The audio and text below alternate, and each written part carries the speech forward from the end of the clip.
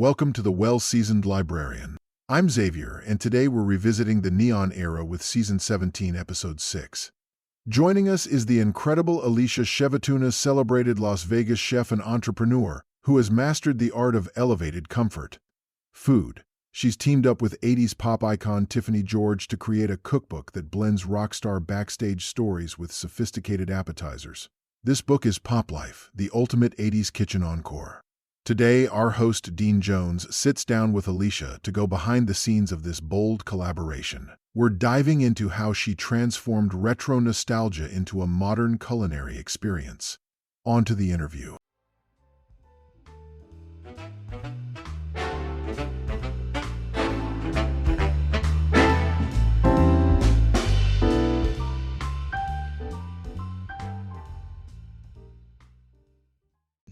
Welcome to the podcast. Joining me today are one of the creators of the new cookbook, Pop Life. Alicia Shevetone is a renowned Las Vegas chef and entrepreneur who has worked with Tiffany, who is a global music icon and the founder of Let's Food with Tiffany. The new collaboration is a bold, retro-modern take on comfort food, blending backstage stories with elevated appetizers. Welcome to you, Alicia. Thank you so much, Dean. So great to be back on the show.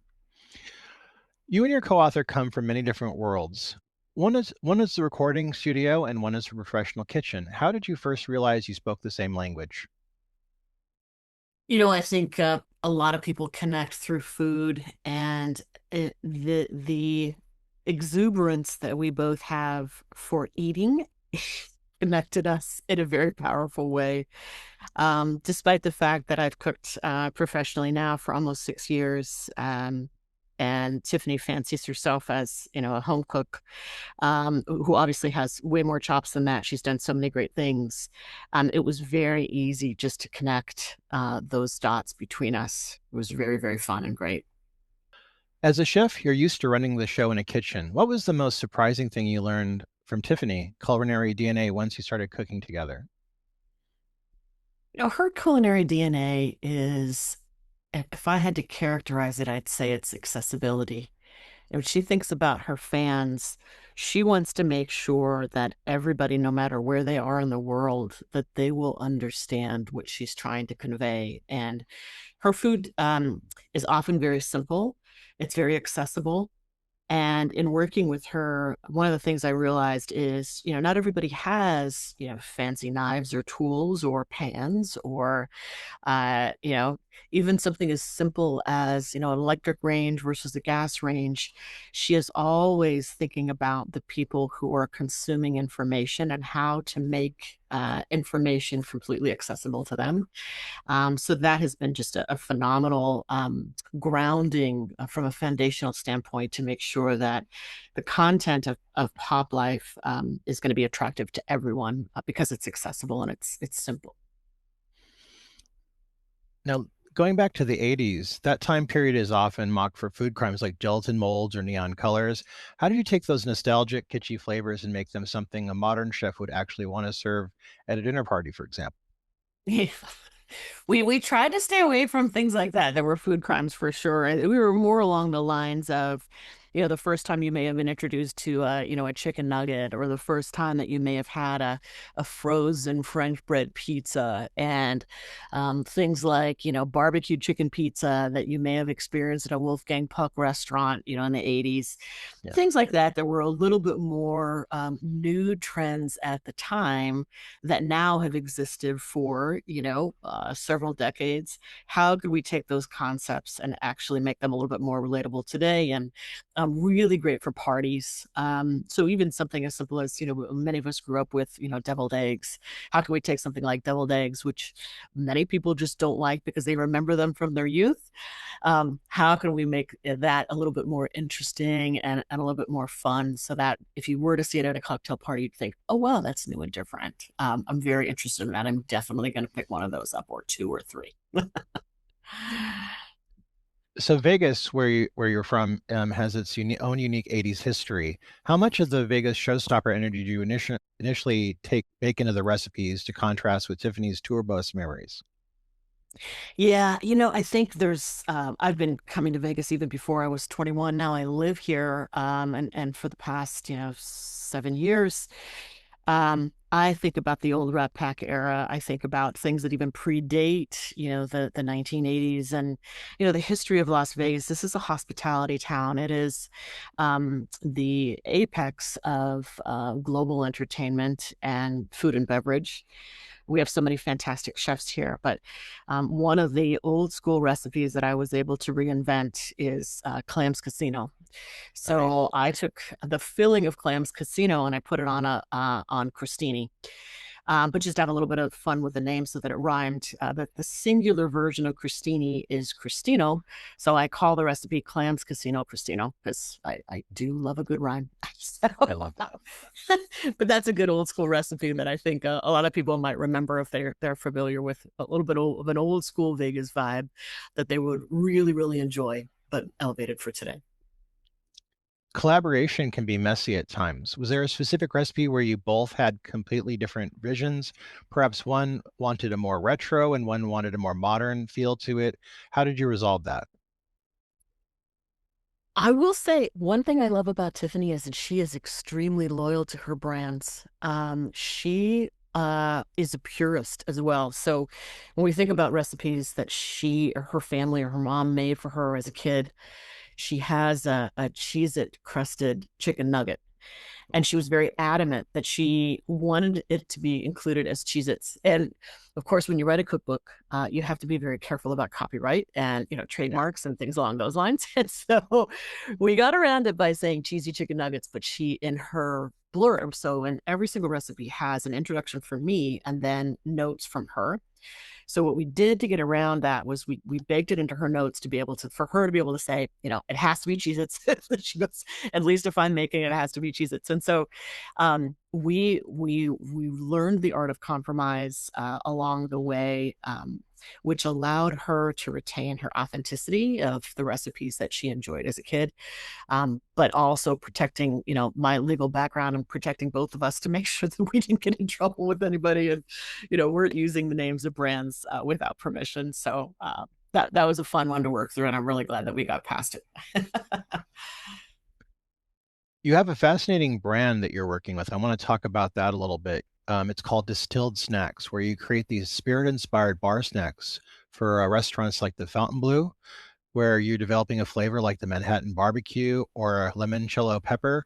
Are you thinking about it as a standalone snack, or are you trying to evoke a specific memory? Did any of those distilled flavor profiles make their way into the recipes that we see in Pop Life?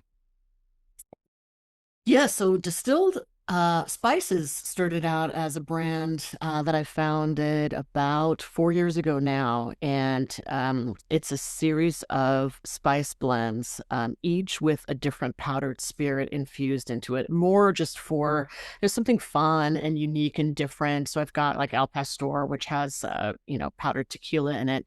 Limoncello pepper, of course, has powdered limoncello. Manhattan barbecue actually has powdered bourbon. Introducing a new flavor actually just this month, called Citrus Heat, which we have included in the cookbook, my Citrus Heat cashews. And that's sort of a blend of limoncello pepper and Al Pastor. So it's more of a citrus forward Tex-Mex blend that people are really enjoying. So in the Pop Life cookbook, I have a recipe that shows how you can create your own Citrus Heat blend at home without having to buy mine. Of course, you want to buy mine, you're more than welcome to do that on distilledspices.com. But we put a DIY blend in the cookbook. And there's also a really fun recipe for my chai pretzel crunch, which we use little pretzel, little spheres, little balls that you can just purchase in the grocery store. And then you create a nice syrup, and then you coat the pretzels in the syrup, and then you add the chai spice. So chai is one of my other spice blends. So that's been really fun. That was sort of the inspiration for how I created my bar snacks line, and Fountain became one of my biggest customers. I now have French onion kettle chips in 3 different lounges at Fontainebleau, which is one of the largest mega resorts on the Las Vegas Strip. So that has been a really exciting partnership that now has been going on for a little over a year. I just surpassed 3,000 pounds of snacks that I've sold to Fontainebleau so far. So it's been phenomenally successful. And would I love, 3 more Fountain Blues? Absolutely. So we're working on that to expand the snack line, but that's been really, really fun project. Yeah, I got to ask because I don't think when last time we talked, I don't think you had distilled spices yet. But as somebody who gets to work with all this food tech and all this food science stuff, this must be really fascinating and fun. How did you start that?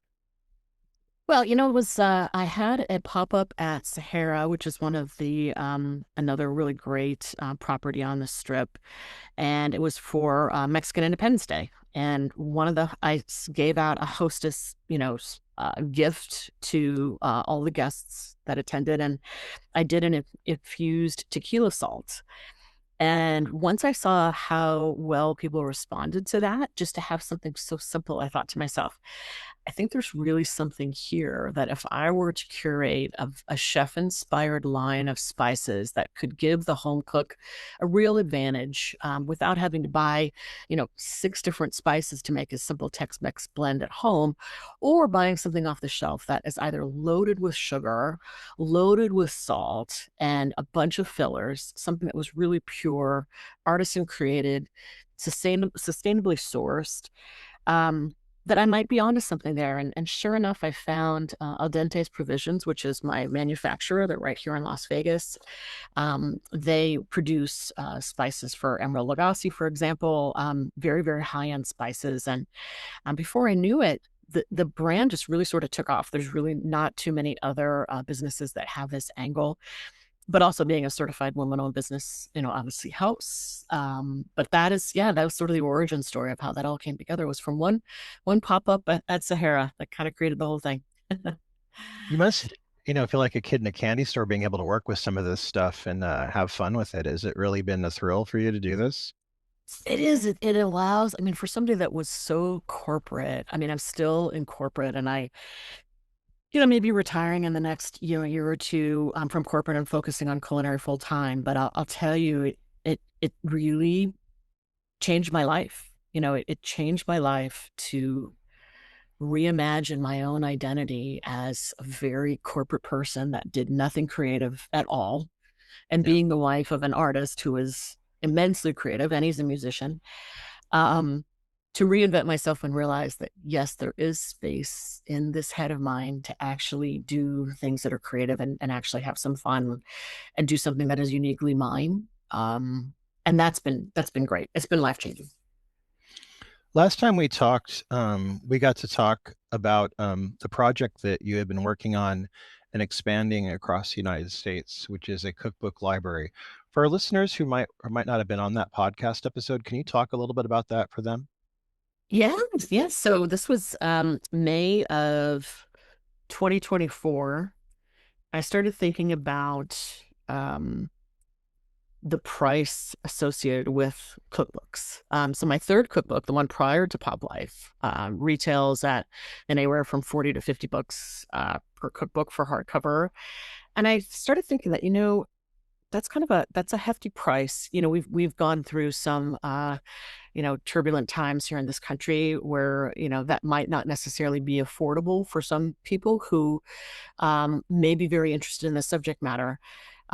But just because they can't afford it doesn't mean that they shouldn't have access to the knowledge, in my opinion. And I began contacting chefs and cookbook authors all around the country to see if they'd be willing to donate copies of their cookbooks, so that I could build up some inventory and actually start a cookbook library. Because after investigating whether or not something like that existed, I realized that there wasn't really a place where people could go in, particularly in underserved communities, to pick up a cookbook and leaf through it and, hopefully be inspired by, cooking at home or cooking for their families. And so I found Palette Las Vegas, which is a great restaurant in the Arts District in downtown Las Vegas. They had some gorgeous shelves in their lounge, and I asked them if they'd be willing to serve as our first branch. I registered the nonprofit as a 501c3. My partner, Dr. Nicole Beer, who is our executive director and librarian, got us membership in the American Library Association, which made us the first standalone multi-branch cookbook library in America. So it's been great. We opened our second branch after that, and are now looking at multiple branches in other parts of the country as well, as you've stated. And so um, it's a great passion project, and I think it's helping from a community perspective to make culinary content more accessible. Now, you're no stranger to writing books, and writing a cookbook with another person can be difficult and hard. You're writing something with a global icon. That means an audience is broad, from super fans to serious foodies. How did you balance making the recipes accessible for a home cook fan while keeping them impressive enough for a professional kitchen? Well, the one thing that I had to do that I wasn't used to is thinking about an audience outside of the United States. So using metric measurements, for example, Oh, yeah, yeah. uh, I'm very like, ounces and pounds and, tablespoons. As I mean, some of this is applicable globally, but particularly for the UK, we had to make sure that we were, you know, parenthetically offering other measurements for, audiences out, readers outside of the United States. Um, Tiffany is a very, very busy person. She has multiple ventures, just like I do. And so, alignment on her time to be able to get her great stories out of her head, we had to think of ways where we could communicate because we're never in the same place physically. So she came up with this great strategy to create these voice memos for me that she would email me with stories about different recipes and stuff. So one thing that's great about Pop Life, it's recipes that are hers and recipes that are mine. And so between the two of us, our perspectives kind of create this joint 80s perspective from two different Yeah. sides of the spectrum. And so, yeah, that collaboration was super fun. It took some time to kind of find our lane. Actually, when we announced this project, it was at an event, our first event together, which was Chef Alicia Presents an Evening with Tiffany, which was in March 2023. So considering that the book is coming out officially May 12th is the date that is officially on sale, even though pre-sales are available now, we're talking about a 3-year period to be able to get to this point. So yeah, it did take a long time, but it was completely worth it. You've worked with many culinary personalities. What are the secret ingredients in Tiffany's cooking style that people might not expect from seeing her on stage? She is Tiffany is such a unique person. I have never seen anybody that even remotely comes close to her in terms of fan engagement. Um, Her secret ingredient is for her warmth and her genuine connection with her fans.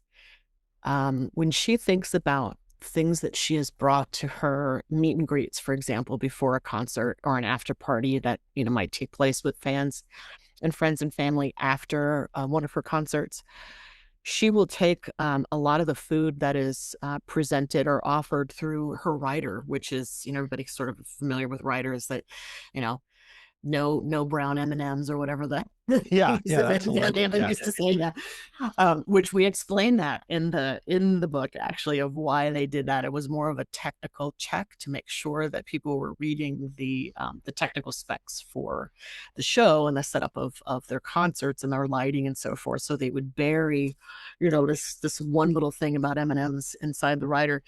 But writers generally are, the type of food that you're going to need and any, allergy restrictions that you might have, dietary restrictions and things of that nature. And she said that, anytime she goes to perform at a new venue, it generally is way more food than the band could ever eat. And so she began to take large amounts of the food that was dedicated to her and the band and then provide them for her meet and greets. And so yeah, that is just one example of how much she cares about her fans and how much she just has a genuine desire to feed people and relate to them through food and in addition to her music.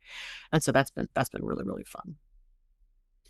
The book mentioned late night kitchen sessions. Some of the best conversations happen, in my opinion, at 2 a.m. over a snack. Is there a specific recipe in pop life this might have been born out of? I think it was more of a vibe. When Tiffany and I are together, we're engaged in our conversation, and the food just sort of happens. It's not like we don't set out to make a specific recipe. We're more like grabbing things from the cupboard and opening up the fridge, and then we just start cooking. And it's not like it's something that's planned. It's very, very in the moment, because what we're focused on is the conversation, and we're focused on catching up. And it's like, she's just ended, a show, and it's just her time to actually exhale. And so it's more the things that we realize we created after the fact. Those the things that we ate. I would say like the mini mac tots is a great example. You pull some tater tots out of the freezer, you realize that you have some ground beef, and then you have some ketchup and mustard, and you've got, some great seasonings, and then you sort of mash it all together and you bake it in a muffin tin. And like, that's more along the lines of something that was born out of, more of just, what was available to us at the time, that became something that was super, super delicious. So just one example of how that vibe goes late night. Beyond the recipes in the book, when a reader closes the book, what do you want them to feel about the relationship between the music they hear and the food they put on the table from this book? I think everybody has great memories of what they were doing at the time that they listened to powerful music, and groundbreaking music, and chart topping music like Tiffany's. You think of a place and time, and the friends that you had around you, and the food that you used to eat at the mall, and those sorts of things. And so, especially being Gen X, and reaching an age where, this stuff starts to mean a little bit more. Your memories and the friends that you've had, some of whom that you've lost along the way. Some, tragically at this age, if you're dying, it brings up memories of people that are close to you that you may not, have in your life anymore. And so when we think about those times, I think it's more a matter of the nostalgic feeling, that you can get some of those feelings back, and honor those memories through the food that you used to eat in that era. And when I close the book, for example, I'm usually left with something where I think of, gosh, I remember this one time where I was with my friend Lucy, or I was with my friend Claudine, and we went to this party, and we had this great food, and we had this great pizza, and oh my gosh, this recipe reminds me of just that exact time. And so for me, I can't speak for Tiffany, but for me, that is usually what I think about, is the people that I grew up with, and the people that I'm still in touch with, and people that unfortunately I've lost along the way, that I wish were here with me, how I can remember them through these food memories. Alicia, I want to thank you for being on the podcast and talking to me about the book. We're going to have links to Pop Life in the bio. Now, we're going to have links to pre-purchase that, so you can get it ahead of time. You're going to probably want to get copies. I'm sure it's going to sell very well and do very well, and the bookstores as well. You can get it all better bookstores too when it comes out. The date is May 6th for the Actually, book. May 12th. May 12th, May yes. 12th. So that'll Yes. be the day that'll come out. And then also I want to put up some links for distilled spices as well, so people can check that out online also. Alicia, thank you for being on the podcast. Thank you so much, Dean. I appreciate the opportunity. Thank you.